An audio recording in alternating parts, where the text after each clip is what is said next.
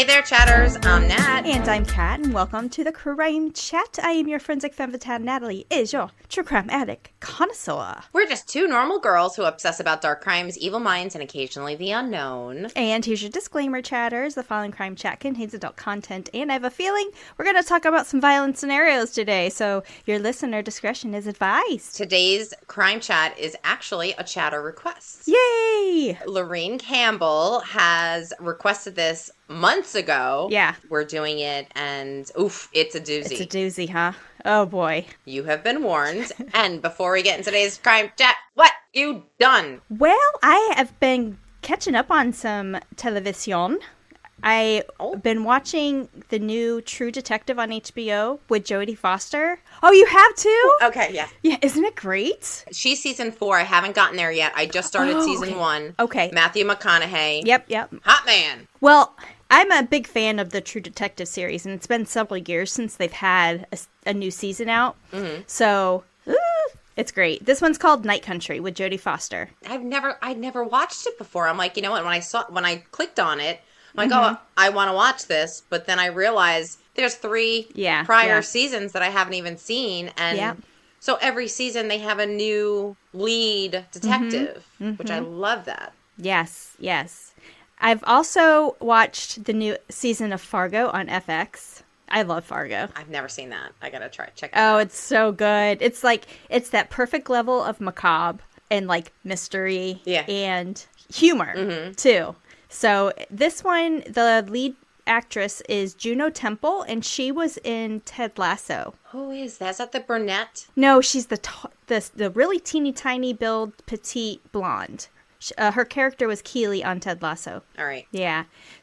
But so she's really, really good. And it's funny because she's got a British accent. Mm-hmm. So I saw this other video clip where the dialect and like linguistic training that she had to go through to get the Minnesotan North Dakota accent.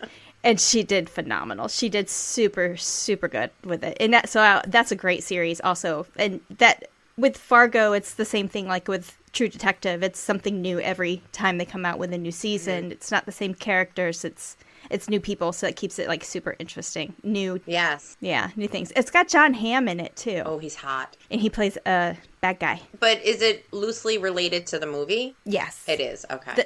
So the original Fargo series, when it came out, was probably closest related to the movie Fargo, which I love the movie Fargo too. Yeah. But they've all kind of branched off. But it is based on like the original movie. Yeah. All right. Yeah. And then what I'm obsessed with right now is Only Murders in the Building. I love that. Have you seen it? Is there a new season out now? Well, I think there's 3 seasons. I just started season 2. Okay. I've seen them. There's a new one coming out. I haven't seen that one, but I've seen season 1 and 2. What do you think? I love it.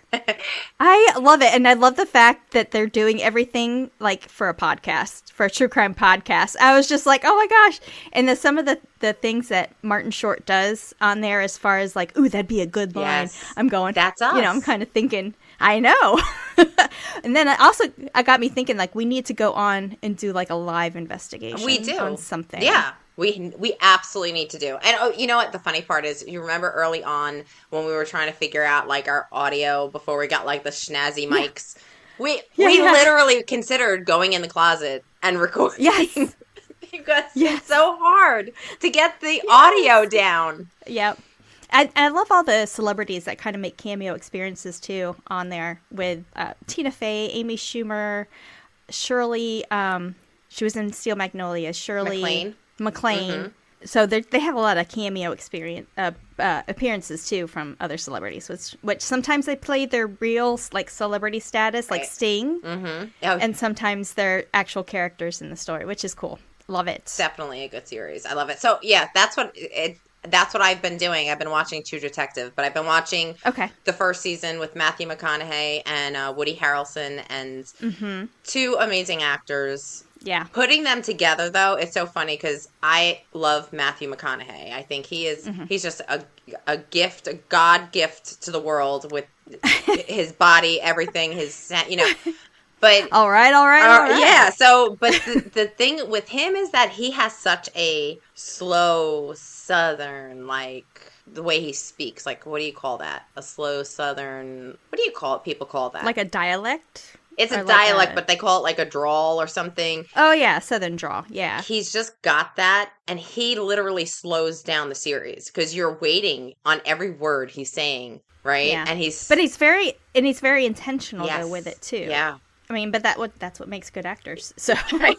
True. Yeah. And he actually produces the sequence of True Detective like throughout, even to the one with Jodie Foster now. He's still listed as an executive producer. Is he? Jodie Foster is an executive producer for it too, but yeah. So talented. Do you know who's going to be in season 2? I don't remember the order, but I do know Vince Vaughn is in one of them. Oh, he's a good one. He played Psycho. Mm-hmm. Yeah.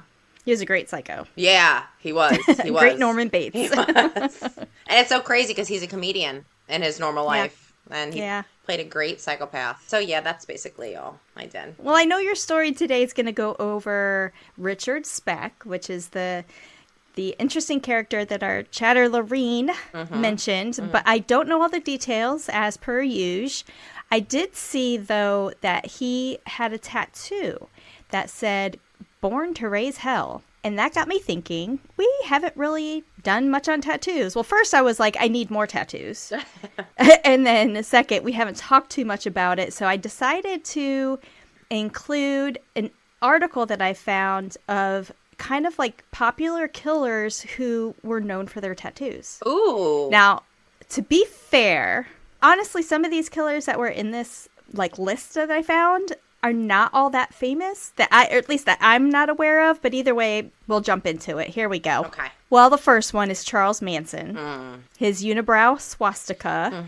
During his trial in the 1970s, notorious cult leader Charles Manson carved an X into his forehead. Later, he decided to expand it into a full swastika tattoo, and that debuted during a 1981 interview with NBC. Yeah. Number 2, Richard Matt and David Sweat. I didn't recognize the names at first, but once I read the story, I was like, okay, yeah, that sounds familiar. They're 2 convicted killers who escaped prison in 2015. Authorities did release photos of their tattoos out to the public, like when they were on the run. Now, Richard Matt had a Marine Corps logo and an eagle on his right shoulder, a snake on his left, and then 2 hearts intertwined on his chest. David Sweat had the word rebel inked on his left forearm, and then the letters I, F, and B on his right fist. The escapees were eventually captured, but only one of them survived the whole ordeal. So David Sweat survived, and Richard Matt was killed during the recapture. Okay. Do you remember that story? I remember it vaguely. No? Mm-mm. Okay, number 3, Anthony Garcia's chest tattoo. Los Angeles gang member Garcia was apprehended 7 years after committing a homicide when officers spotted his unique tattoo. The ink depicted the act itself of his crime. A peanut-shaped rifle being sprayed with bullets at the entrance of a liquor store, and that's actually what he did. What he was on the run for the 7 years prior. At the top of Garcia's chest, just above the grisly scene of the murder in the liquor store, a text says, Rivera kills. Clearly written above the liquor store that was tattooed on his chest with a Mr. Peanut Man spraying it with rapid gunfire. So this was clearly referring to his street gang. And Captain Mike Parker of the police force that ended up capturing him said, think about it. He tattooed his confession on his chest. Number 4, Gabriel Cardona, a Mexican cartel assassin and once an active member of the Zetas. He sported a pair of open-eyed tattoos on his eyelids, giving him the perceived ability to sleep with both eyes open. Oh boy, that's freaky. Yeah. His back also had an image of Santa Muerte, or the Saint of Death. Number 5 is Carl Panzrams. I don't know if I'm saying that right. He had tattoos on his chest and his arm. The ones on his arm bore a boat's anchor on his left arm, and then on his right arm he had an anchor with the eagle tattooed and an Asian man's head. The chest, he had two eagles with the words liberty and justice tattooed under their wings. Panzram lost his freedom when he was arrested for brutal crimes, which he publicly was hanged in 1930. That seems like a really interesting story. That's crazy. Oh my God. Yeah. Pazuzu Ilah Algarad, was detained in 2014 after police discovered he violently dispatched, mutilated, and cannibalized 2 men in Clemens, North Carolina, with the help of his wife. Algarad is a self-described devil worshiper and claimed to have been named after the demon from The Exorcist, Pazuzu. I was just going to say that. We went over Pazuzu. Yep. We did. He boldly displays his cannibalistic tendencies on his face with the tattoos. He had the word cannibal tattooed on his face, and he did die in correctional facility in 2015 by quote-unquote an apparent suicide. Yeah. Number 7 is Curtis Algier, a white supremacist who ended a policeman and then later a prison guard, and he was literally like covered in ink. Swastikas, various angular patterns decorated his face and his neck. Above his eyes, there was the text skinhead tattooed on his forehead. Yeah. In 2015, Algier lost his right to an attorney because he kept threatening his lawyers and calling them clowns. I don't know if you can necessarily lose your right to an attorney. That's a good question. I don't know. I don't think you can. I mean, maybe he was like, I don't want an attorney, your public defenders are all clowns. I don't, want any public defense. Maybe he represented himself. I'm not sure about the rest of that. I don't think you can lose your right I don't think so either. To have a defense attorney. Well, maybe it depends on the state. Well, that's true too. Yeah. Number 8 is David Adam Pate. He was sentenced to life in 2015 for taking a man's life in South Carolina. He has Satan tattooed on his face, as well as gang-related numbers on his neck and symbolic tears around his eyes, with the number of people they've killed. Mm-hmm. Upon the release of his mugshot, the media labeled him, quote, the devil, end quote, due to his surgically forked tongue. Oh, boy. That's a bunch of bad decisions. Yeah. That's a... Yeah. And then number 9, 2014, serial slayer William Clyde Gibson got a tattoo while in police custody. At the time, police said they weren't sure how he got it because he was in police custody, who gave it to him, and exactly when it was applied to the back of his head. But it said death row ×3, which was a reference for Gibson on the 3 separate convictions that he had. However, Gibson only received 2 capital sentences, so the tattoo is a little bit misleading. And that's just an interesting list that I found, since we really haven't really covered, kind of tattoo. We've talked a little bit about some of the suspects that we on our podcast that have had tattoos and stuff, but that's just kind of a list that I found. And since our individual Richard Speck today had a tattoo. He did. And you know what? It would have been a cool tattoo if Richard Speck didn't have it. If he wasn't Richard Speck. If he wasn't Richard Speck. Yeah. But there's a meaning behind the tattoo as well, and I'll get into that. I thought there would be, so there you go. Yeah. Our crime chat today is a chat request. Our beloved Lorene Campbell wanted us to do this, and girl, there's a twist at the end that you are not going to expect. Ooh, bring it on. You're not going to expect it. Bring it on. All right, well, let's get into it. If you don't know, Richard Speck was arrested 41 times prior to committing his most heinous crime, a grisly mass murder that rocked Chicago in 1966. He committed one of the most horrifying mass murders in American history when he brutalized and killed 8 student nurses living in the Chicago South Side. Richard Benjamin Speck was born in Kirkwood, Illinois in 1941. He was a young boy who had several siblings. His parents, Benjamin Franklin Speck and Mary Margaret Carbeau, had a total of 8 children, 5 daughters, 3 sons, and he was the second youngest. Okay. After Richard was born, the family would move to Monmouth, Illinois. Are you familiar with Illinois? Nope. Lorene is familiar with Illinois. I only went up there when my son graduated from the Navy boot camp. The name of it's escaping me right now, but it's just outside of Chicago. Okay. That's the only time I've ever been there. All right. I've never been there. I've always wanted to go because I am a true jazz lover. And everybody's like, well, Chicago jazz is the best. I'm like, all right, well, one day in my life. It's on my bucket list. I'll get there.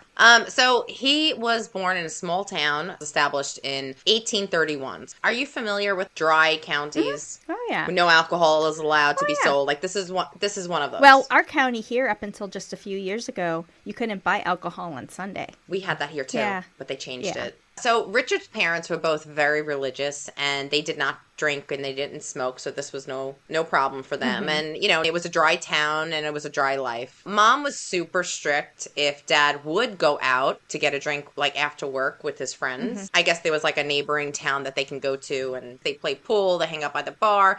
The dad was religious, so he wasn't going to do anything super stupid. His moral code was good, but just the hints that he may have had a sip of alcohol, Mom was like super, super, super strict. She wasn't happy. She wasn't happy. Mama ain't happy. The minute he came home, he was coming home to a yelling, judgmental wife that was like, "You're going to hell," and all that stuff. So Richard's father was a hard worker. He worked as a packer, a roofer, a farmhand, and a logger. That's a lot. He just did whatever he needed to do for the family. Right. He was a family man. So he just always had a job and multiple jobs at once. When Richard was old enough, his father would take him out fishing almost like every day. And this was something that Richard would later reflect back on and say, like, this was like the best times of his life. His relationship with his father meant everything to Richard. And his father was a good man. Richard and his father also became very, very close during these fishing trips. But in 1947, when Richard was 6 years old, his father died from an unexpected heart attack at the age of 53. That's young. It's very young. Richard took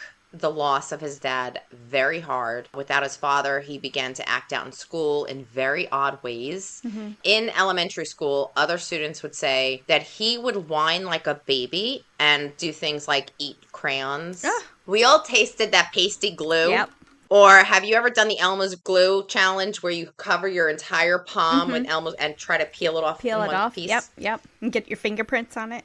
Right. But the teacher would pick him up, put him in her lap, and she would rock and cuddle him like she would do a baby. And this is the only way that she was able to calm him down. Mom was also dealing with a lot, the loss of her husband. She was now the sole caregiver of 8 children. And I can only imagine back then, before 1947, I mean, there weren't many options for a woman to truly provide for 8 human beings, right? And then to also deal with coping with the loss of your partner. It was a struggle. She eventually met a man and she got married pretty quickly. And on May 10th, 1950, so 3 years later, she married a man called Carl August Rudolph Lindenberg. Carl was a traveling salesman from Texas who had a criminal history.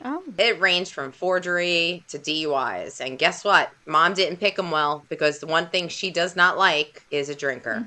I guess she wasn't dating him long enough to figure out that he was an actual alcoholic. Richard moved to Texas with his mom and his new stepdad. Richard didn't like his new stepdad and he began to resent his mother for it. In 1951, the family moved to East Dallas and would move again 10 times. Wow. They would always go to bad neighborhoods. They moved 10 times in 12 years. That's a lot of moving. You're not developing any friendships. I don't know how a kid can just skip 10 different schools. That's a lot of stress for a kid. That's a lot, yeah. The reason why they did this is because the stepfather was a traveling salesman. So he went where the work was, and they always moved to like a bad part of the neighborhood. So he was looking to save money, or he wasn't making that much money. I don't know. But during 1952, Richard's eldest brother, Robert, he was 23, would pass away as a result of a car accident. Richard began at this point drinking heavily, and he was only 12 years old. By the age of 15, Richard was consistently drinking every single day. He was becoming an alcoholic himself. Yeah. And he would start committing small local crimes like trespassing, and he even got arrested when he was 13 years old, his first arrest in 1955. This would escalate from there. He would be arrested for several other misdemeanors over the next 8 years. Richard hated Carl, and Carl, the stepfather, hated Richard. Carl would say to Richard, like, you're a gutter rat. Like, you're a piece of shit. You're nothing, Yeah, that's the way to win him over. And Richard's struggles would only follow him wherever he went. So, like, this kid just had a string of bad luck. And I don't know if it's just bad luck, or I think maybe he was just a very negative person because of his upbringing, because he just didn't have any friends. He had no friends. Even if he did have friends, they were always the bad type of friends to have. Yeah. The crowds that he hung out with were the ones that were drinking and taking drugs, and he was doing all of it. And he also started carrying around weapons, and his favorite was a switchblade. Oh. You know, those switchblades you can open up and do yeah. It's like an intimidation thing, too. Like, yeah. You want to fuck with me? It's the 1950s. Think about it. Yeah. You know, Richard had like that slick back blonde hair. Well, I was thinking of the Fonz. Yeah.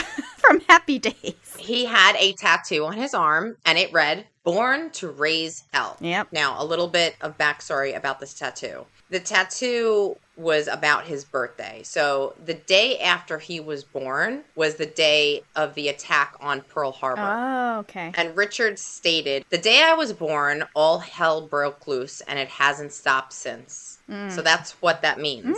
From 1960 to 1963, he would work as a laborer for the 7-Up bottling company in Dallas. In October 1961, he met a young 15-year-old girl. Her name was Shirley Antoinette Malone. Richard was 20 years old. She was 15. And 3 weeks later, Shirley got pregnant. Sounds familiar. With Shirley being so young and innocent and her getting pregnant, he decided to do what he thought his mother would want him to do. They got married on January 19th, 1962. Robbie Lynn Speck would be born on July 5th, 1962. But Richard's demons started bubbling up after she gave birth. Let's just say he wasn't there when she gave birth, okay? Because he was arrested and he was serving a 22-day sentence for disturbing the peace due to a drunken fight one night at a bar. And then his wife goes into labor. He's in jail. She gives birth. So I feel bad for Shirley. Oh, she's very young. Great. Yeah. After this, they had a rocky relationship. Obviously, if I was Shirley, I'd be pissed.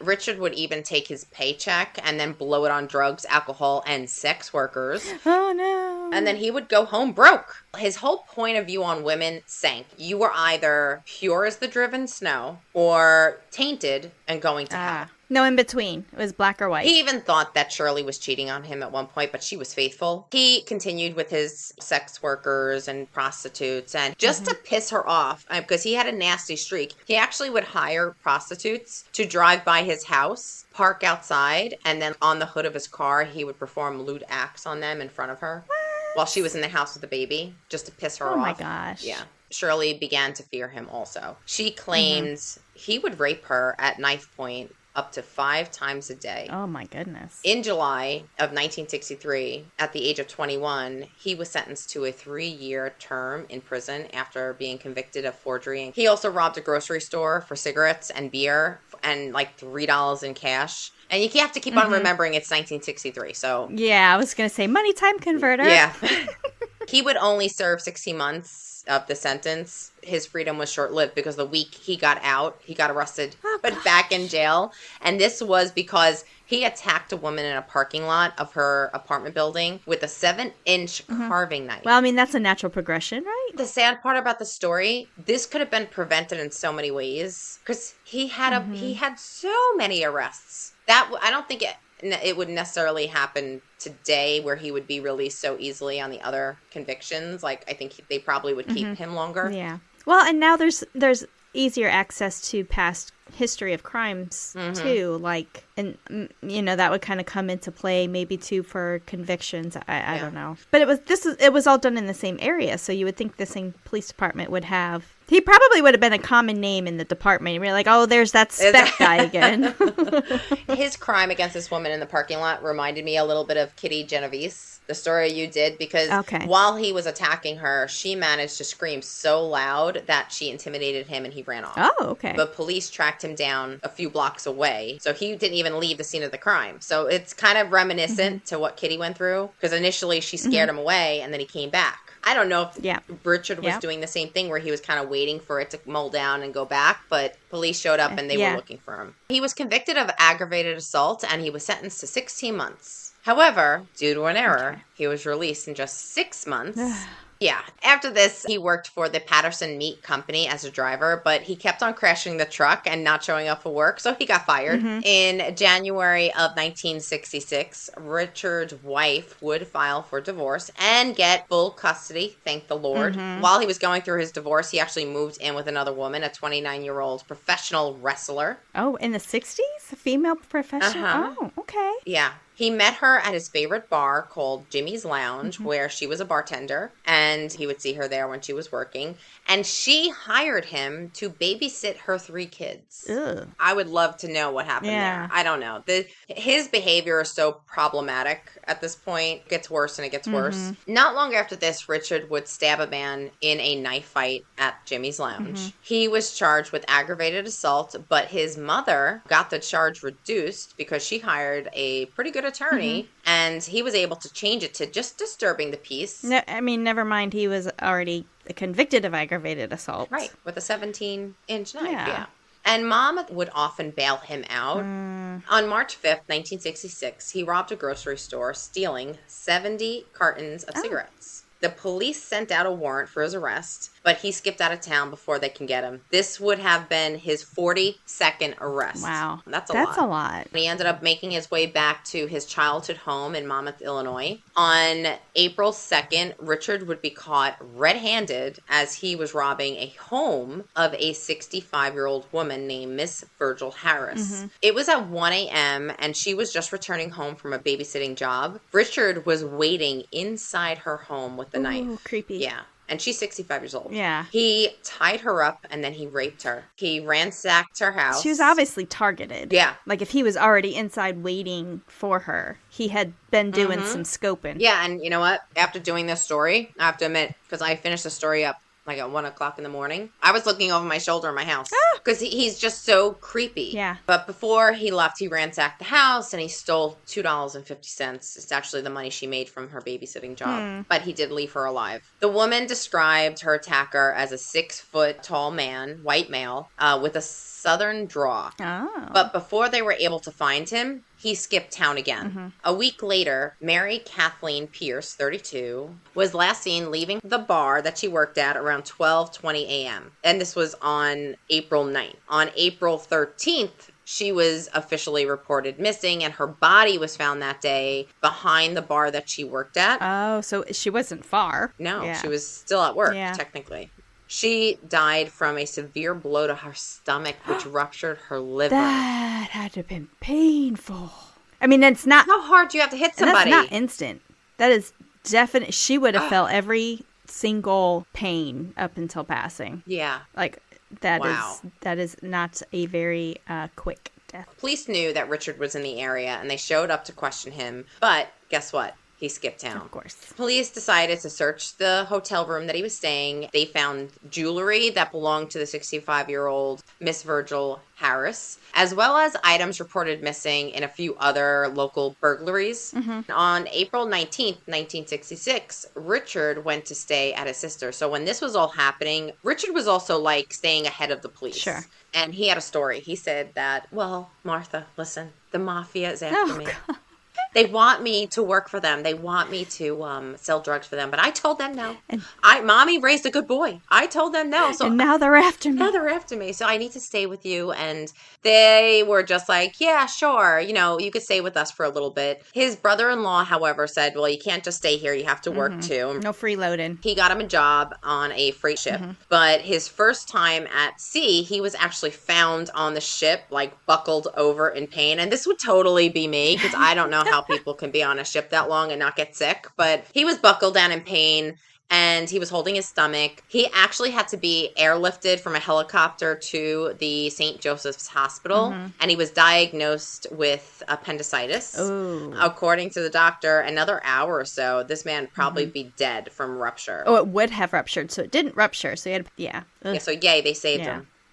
Yeah. Natural selection, not yet. He recovered and he would return to work, but he would continue to get into trouble. And on several occasions on the ship, he would get belligerent. He would get super drunk. He would start taking drugs and taking pills. He would cause fights on the ship. And then he started exposing himself to crew members like other men? Yeah. Oh. Oh, this comes into play later, but yeah. He would get fired. He was broke. Now he had no job. When he had the appendicitis, he also befriended somebody. He befriended a 28-year-old nurse. Her name was Judy Lockmeany. Richard was extremely kind to her and would take her out to nice dinners, and they would, just spend some time together. She swears up and down during testimony that he was like the nicest guy in the world.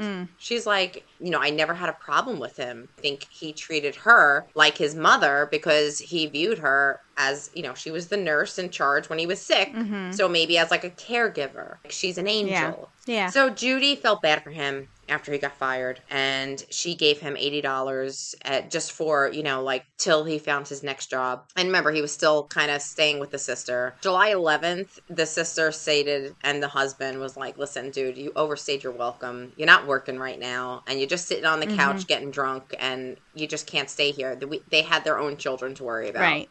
Yeah. Brother-in-law drove him to the hiring hall to find work. The hiring hall was like a union organized. Like a day labor? You would write your name down, say that I'm looking for this type of work, and they would assign you work. It wasn't like a first come, first serve. Like they protected the people on the list. Like a union. Okay. Like, you're part of us. At that point, his brother also took him to the local like hotel where he can get like a room to stay. And the hotel gave the people that were at the hiring hall a fixed rate, so he can have a room for $20 or less than. Yeah. The next day, he was assigned on another ship called the Clarence B. Randall. It does say that. Okay, so just so you know, we spoke to Lorraine, the person, the chatter that gave us this story to do, and she mentioned the Clarence B. Randall. Yeah. Back to the story. It was good that he got this job because he was running out of money to pay for the room. I guess the job or the ship didn't leave yet, so it was still in port, and they don't get paid until the ship leaves. Okay. Like, they need to be on the ship, and that's when, I guess, the clock ticks. Sure. His sister picked him up and gave him $25 to help him out, and during her visit with him, they took like a drive around the neighborhood, just talking. When she was driving, she actually parked the car at East 100th Street, which is across the street from some townhouses where nursing students were living. Yes. Yeah. After their chat, she drove him back to the hotel room and then she left. Richard decided to take the $25 that his sister gave him to pay for the room for the following week to a nearby bar. At the bar, there was a woman he was staring at. The woman was 53-year-old Ella Mae Hooper. She felt uneasy that this man was sitting at the bar just leering at her. She ended up leaving and walking to another bar, and Richard followed her to the next bar. She went to another bar, and Richard followed her to that bar. So now Ella is like, okay, this man is following me. She ended up leaving the third bar and started hightailing it home, but Richard saw his chance, and he approached her, and by knife point, he took her to his room, where he raped her and stole a black .22 caliber pistol. Why didn't you take the gun out? Thank you. That confused me. I'm like, wait a minute. She was armed the entire time? And she's afraid. Yeah. I would be like, even if you're walking from bar to bar, or even if you're like trying to get out of the area, hands in the purse, right? Fingers on the trigger, ready to go. Like, yeah. Hell no. I'm getting a visual. So this area I'm thinking is by the port, right?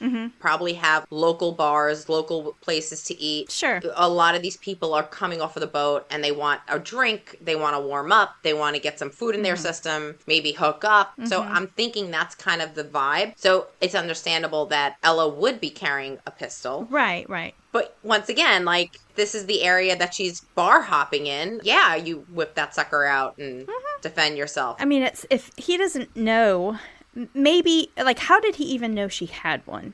Unless he was robbing her. Right. Okay. Oh, because I'm thinking, like, if he didn't know that she had it, sure, she could comply with him, but she knows all the while that she has this. Yeah. Given any opportunity, you would comply up to a certain point, and then, ba-bam! Right, exactly. Pew, pew. Pew, pew. Bang, bang! I guess he overpowered her, and he had the knife to her throat, and the bar was close enough to his room that he was able just to bring her back to the room without anybody else noticing. So, yeah. I don't know. After this, he decided to dress himself up all in black, armed with his witchblade knife and his newly acquired pistol. He decided to go out for a couple of drinks. And ironically, this is that moment. Okay, chatters. We interviewed Lorraine Campbell about this, and this is the moment that Lorraine Campbell stated her dad was actually also employed on the same ship that Richard Speck was employed. Mm-hmm. This night, the workers from the ship were at the bar. Mm-hmm. So there was like a group of them that were going to get a couple of drinks, and Richard was one of the people that usually would stop by the bar. So they kind of were, I don't know if they were expecting him, but he was invited, like a group of guys. Like, everybody, we're all going to go to this and for drinks and whatever and relax. Yeah. So Lorraine's father was at that bar, but Richard did not go to the bar with the guys. Richard decided to go out by himself and get to another bar and get drunk all on his own. Right. Richard left the bar, and on the evening of July 13th, 1966, at 10:20, he started walking back to the nearby nursing townhouse at 2319 East 100th Street.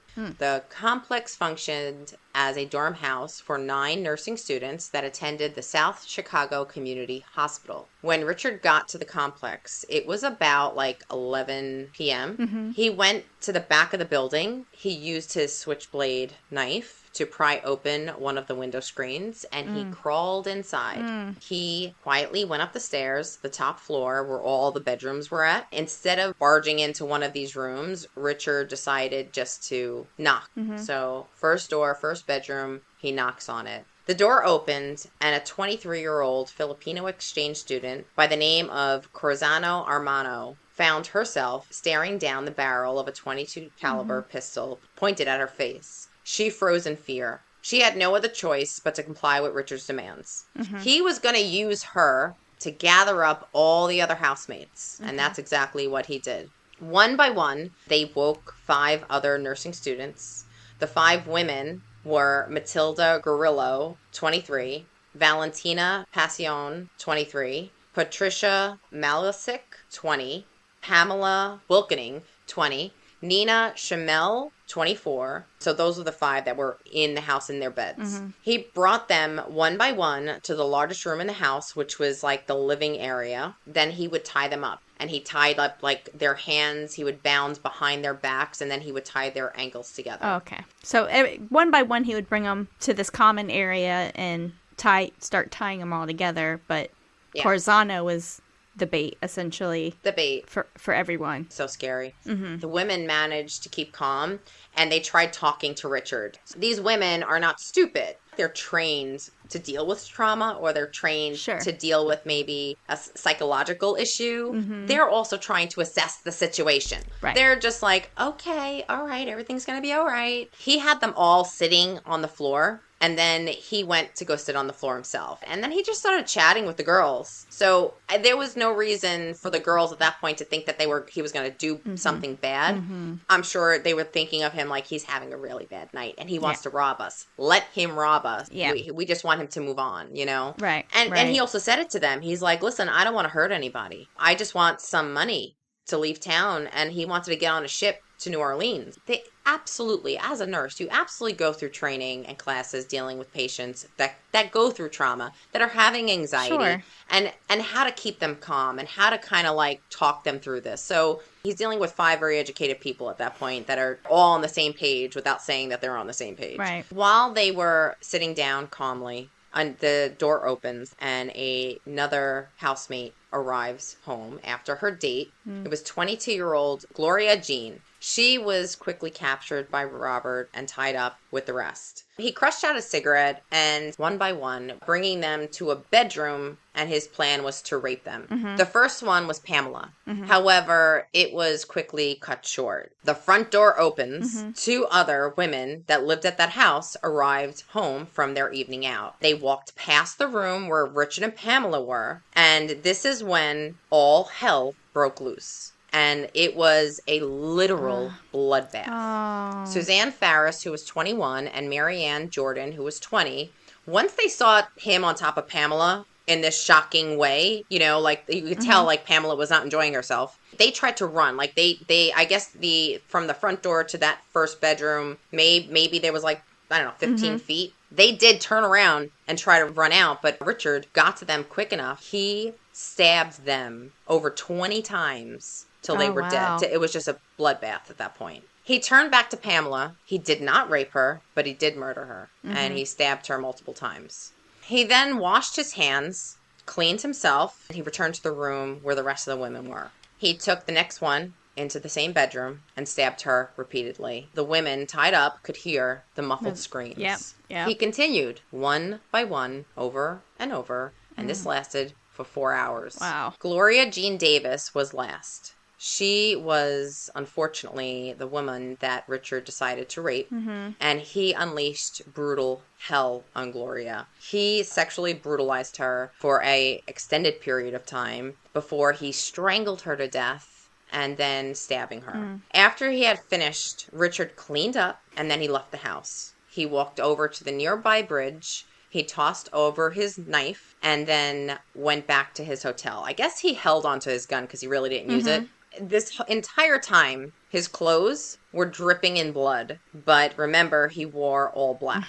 That was his plan, not to see the blood. He felt that he got away with perfect crime. But Richard overlooked one detail. During the night, Richard lost count of how many people were in the house.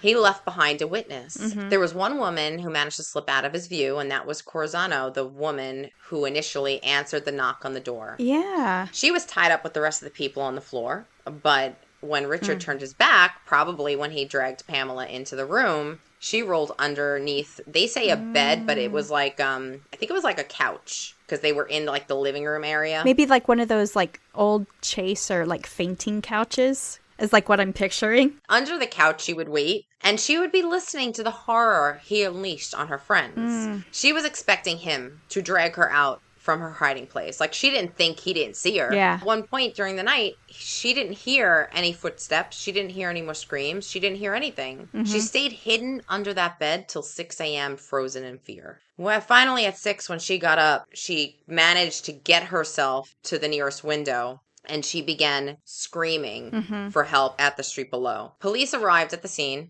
Reports were all over the news, and a literal manhunt was on its way. This is how Richard found out that he left a survivor in the house, the news. He had no idea, so he's like, oh shit, how did I miss that one? I know. That's a big oops. He tried to leave Chicago as quickly as possible, and he made his way down to the Skid Row district of Chicago, where he booked himself a 99-cent hotel room. Where the fuck are they today? Well, those are the ones we do by the hour today. Oh, yeah. No, thank you. He used a fake name. He called himself R. Franklin. Well, I mean, then you didn't need IDs either. All you had to do was sign the ledger. Nope.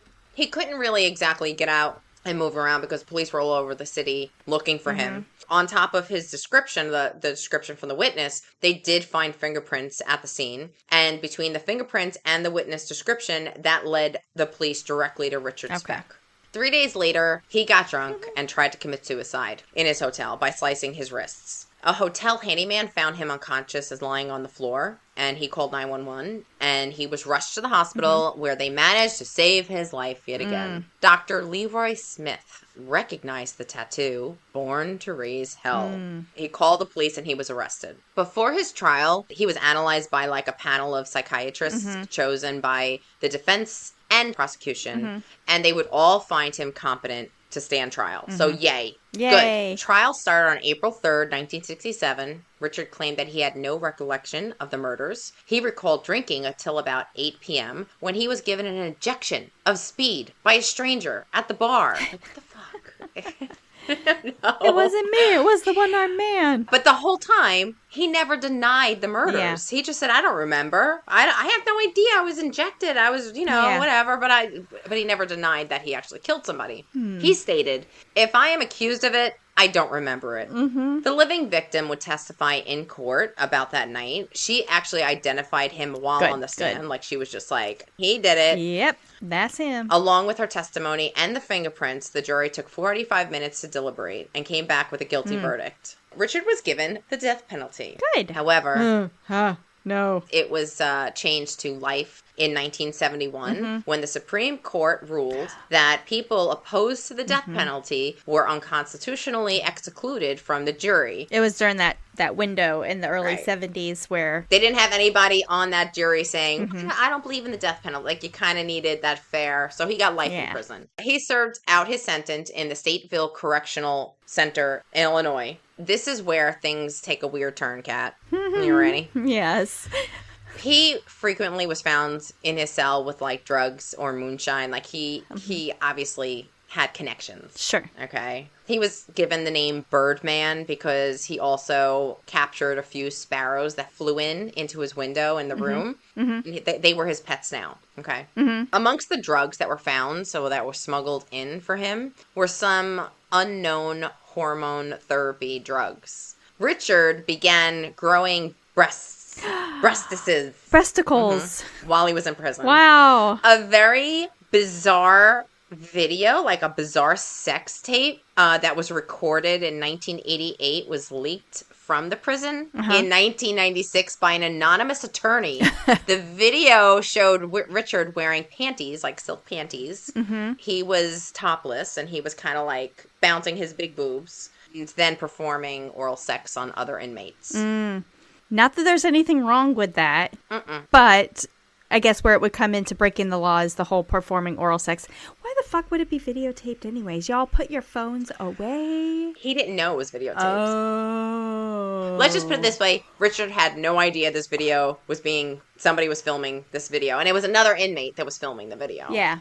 The guy that was videotaping asked him questions like, what are you doing, Richard? What's going on, Richard? And then he said something like, hey, what do you want to say to the police? He stated, and I quote, if they only knew how much fun I was having, they'd turn me loose, end quote. Just from the comment that you said earlier, too, when he was exposing himself to other men on the one ship, like, I mean, if he had homosexual tendencies, of course, it was looked at differently back then, or maybe he was bisexual because he was married. You know, he did rape women, and I don't think there was any male rapes in there. It doesn't sound like, but I'm just it's nothing that he ever came out and said, like, I am bisexual or like I am homosexual. And not that, I mean, not being judgy about it, but it's like I wouldn't even insult bisexual or homosexual people by putting Richard in their like sphere or club.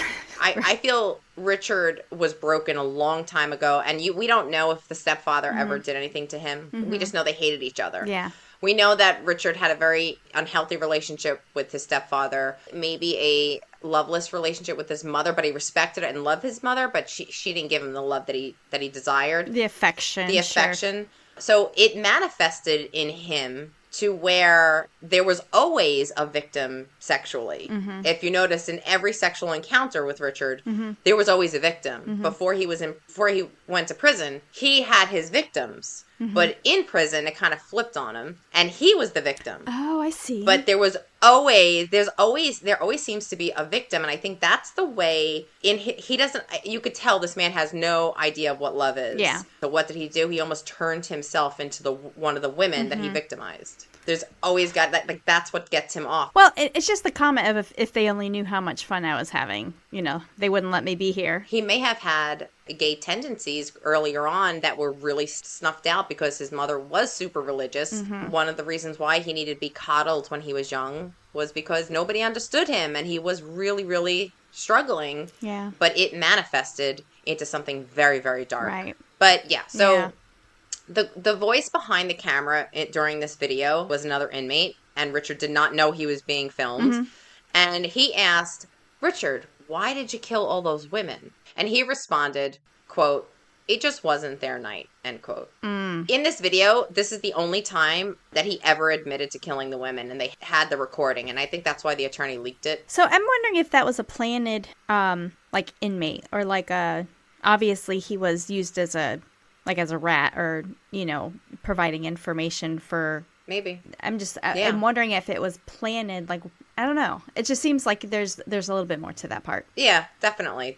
This man is so fucked up. He's so messed up. So Richard Speck would eventually die on December 5th, 1991. He was 49 years old. He died from a sudden heart attack, just like his dad. He spent 25 years behind bars. He was cremated, and nobody wanted his ashes. Sure. Not one person, not a family, not a friend. Well, he didn't have any friends, but nobody wanted it. Nobody gave a shit about him.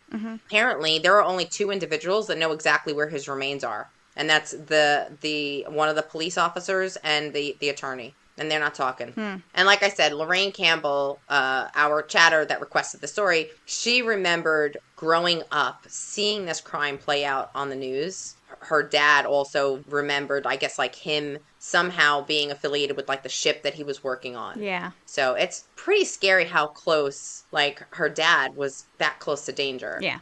Yeah. Very eerie. Yeah. So that's my story, Richard Speck. That's a great story, Lorene. Yes. Thank you. Thank you. Love it. Man, rest in hell, Richard. Rest in hell. Yeah. Horrible human being. Horrible. Yes. I mean, granted, some people, and maybe just not knowing any better, but as how strict his mother was, he definitely knew right from wrong. And if he was even, he was deemed sane to, mentally fit for trial. Right. So he knew right from wrong. Yeah. And just chose to do these things anyway. Yeah. Bastard. Well, because we don't leave you hanging, chatters, for more information on this case, please check out After That Crime Chat, only available on our Patreon. Yes. I'm going to list that article, too, that had all those criminals with, like, their known tattoos and stuff. Yes. And I was surprised that Richard Speck wasn't on there. But don't forget to follow us, Crime Chat with Nat and Kat, on Facebook, Instagram, YouTube, TikTok, and X. See what we got going on. Remember Crime Chat with Nat and Kat when you become a VIP chatter like Lorene. Okay, on our Patreon. You will have access to bonus episodes, behind the scenes, bloopers, and free merch. Check out some merch in the works. And also, come on with these chatter requests. Yes, Hello. Yes. These are freaking good. Bring them on. Be sure to check out our next episode. It's not a chatter request. It's a I would say gal's pick. Gal's pick? No, it's a cat selection. I'm going to cover Phil Spector. Yes. I don't know anything technically about what he did. I know nothing, and I'm not going to research it. So you do not want to miss it. I will be here. Make sure you're here. We'll see you on the next Crime Chat. Bye.